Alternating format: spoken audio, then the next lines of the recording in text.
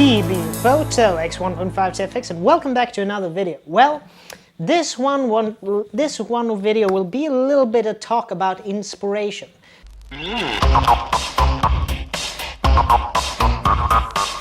And the more specific inspiration here is about books. I think I've done a little bit of videos about it before, but I wasn't really comfortable doing it back then. But anyway, this is a little bit of an impromptu video, but because I have two stacks of books here by the side. Most of them you might be shown in the thumbnail for this video. But anyway, I think I'm gonna do some B-roll up here somewhere, or maybe I'm just gonna cut myself out altogether, and you'll see a little bit of B-roll from inside the books. Just a little bit of inspiration, and I mean, inspiration can come from more or less anywhere, because I mean, you can have both fine art books. I mean, Taschen, for instance, they are brilliant for photography and art-related books, and I've shown a little bit of those before. But these are, you know, flea market or thrift store finds of mine. These are the things that you might, instead of buying these insanely expensive artisan books and so on about established artists, you can get books that are a little bit, you know, not really thought of as being for inspirational for photography, but they're about, you know, like social science, about news events, about you know, history and so on. So I think these might be a little bit interesting to show. First of all, a little bit of a leftover from a previous video. This is a you know, advertising booklet for the Mamiya 645 AFD. And I mean, this one might not look that much for the world, but it's really interesting because it's supposed to be an advertising folder for the 645 AFD, but it shows so much more. It's almost a little bit of a impromptu, what you would say, instruction manual for the camera itself. So it really is brilliant to look at and get a feel for what type of lenses, what type of glass is available, what type of accessories are available, the different modes the camera can be operated in, the, you know, what it's made out of. You know, here it says that, well, you know, it shows that it's light metals and so on, that it's a metal body. And, you know, I think that it might shown that poorly now because I have a lot of light to light it up to good image quality here. So I'm probably just gonna show this in B-roll. So I'm gonna just, you know, flick through these a little bit quickly, and then I'll just show the B-roll of it. But for instance, if you look at flea markets, you might find some inspirational books that you know, they're basically sold for peanuts. For instance, if you look at, you know, for this one, I found Propaganda. It's about photography in the Soviet Union. This book is mainly, you know, black and white, but it shows a little bit about Soviet industry and what they wanted to project to the rest of the world. About, you know, industry, about, you know, social events, gatherings, the parliament, the sports events, sports stars, space exploration, all of it that happened in the Soviet Union. So this book, really interesting in how photography can show a nation for what they want to show you. So in that aspect, really interesting book and so on. And I think I came over this quite cheaply. Next one, in no particular order, this is a book about China. And I'm not here to you know, talk about the idea. I paid 30 Swedish kronor for this one, and that's about $3. So this one shows a lot of culture and history about China. So yeah, of course, you know, marketplaces, you know, industry, fishing, school and education, cultural heritage, industry, you know, how they build stuff, all of it, Buddhism, and also here it's a little bit of propaganda as well, but also about cultural heritage sites like the Forbidden City and so on, and Buddhist temples. So it's not here to debate politics as such. It also shows culture and history. So in that aspect, you can see these, these depictions of society and, how people live and so on. And it can be very inspiring. So, really great book. What do we have here? For instance, I have here a book about Australia. So if you like Matt Granger, for instance, you know that he was formerly known as that Nikon guy, but now it's just Matt Granger. Great photographer, now lives in New York, I believe. This was I paid 65 Swedish for this. It's about $6.50 about.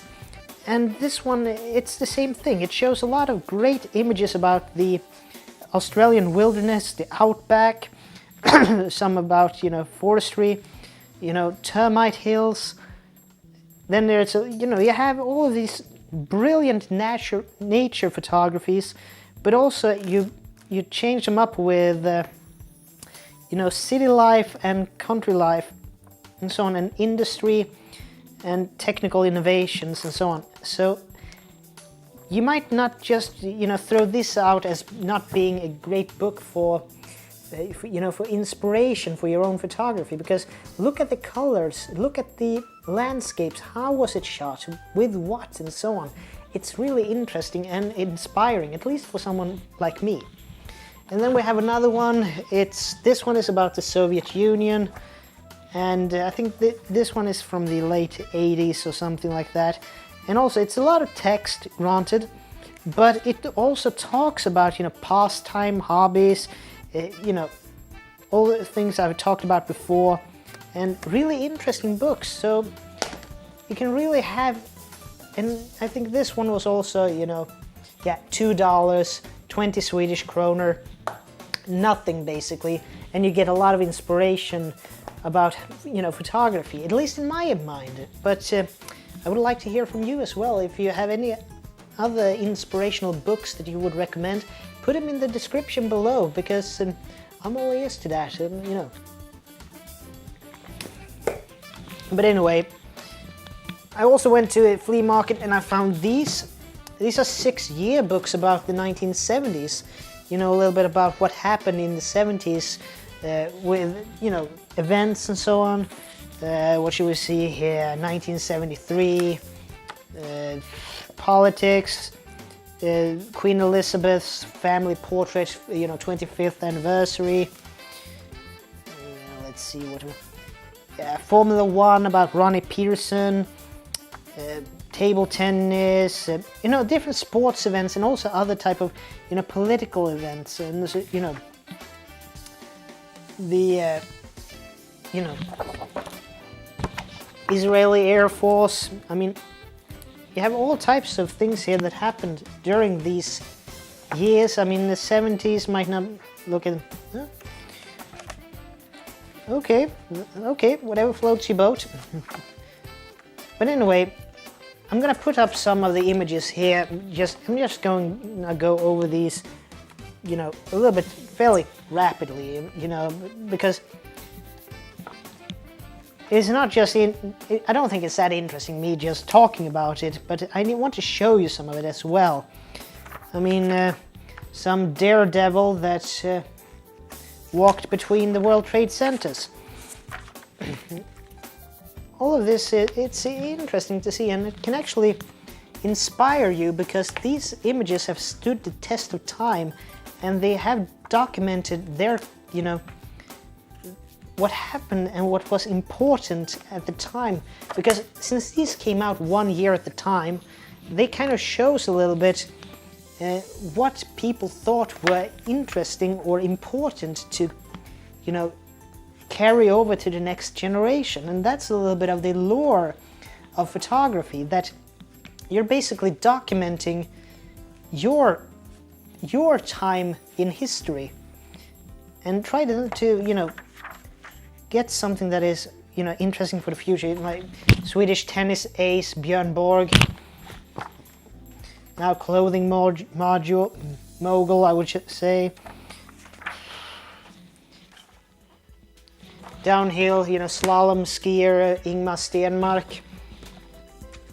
So it's a lot of, many of these books, they're a lot about, both social, political events, but also a lot of sports.